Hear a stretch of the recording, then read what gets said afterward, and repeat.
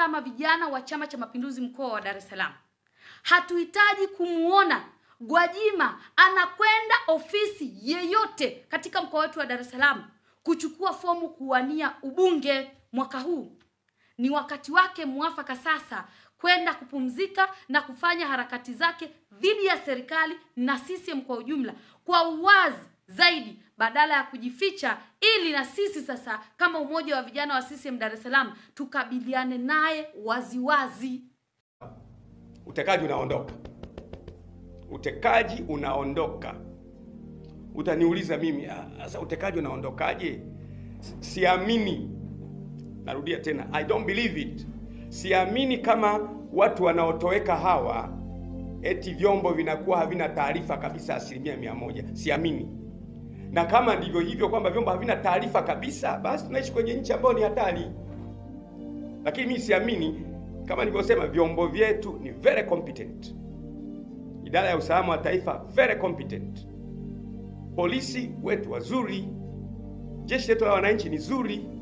Lakini mahala ambapo wakuu wa vyombo hapa wanafuatilia jambo, halafu wakakumbana na wanasiasa sisi na mamlaka za kisiasa, kwa maana ya rais labda ana interest nalo, halafu mkuu wa chombo akasema, bwana mheshimiwa rais, bwana hii tuliache, anafukuzwa.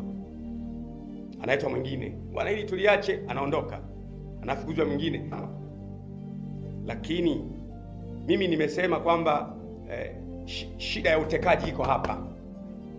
Shika ya utekaji iko hapa. Mimi siamini. Mtu aniambie basi kwamba askofu, vyombo havina taarifa kabisa. Nitashangaa, nitaona basi tunakaa sehemu sio salama, kwamba hakuna taarifa kabisa. Mimi naamini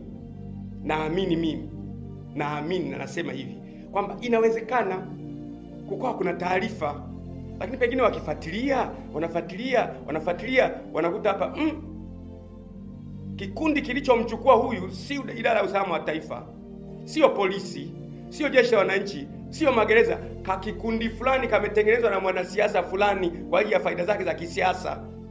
Wakigusa wanaambia si atafukuzwa kazi. Na afukuzwe kazi.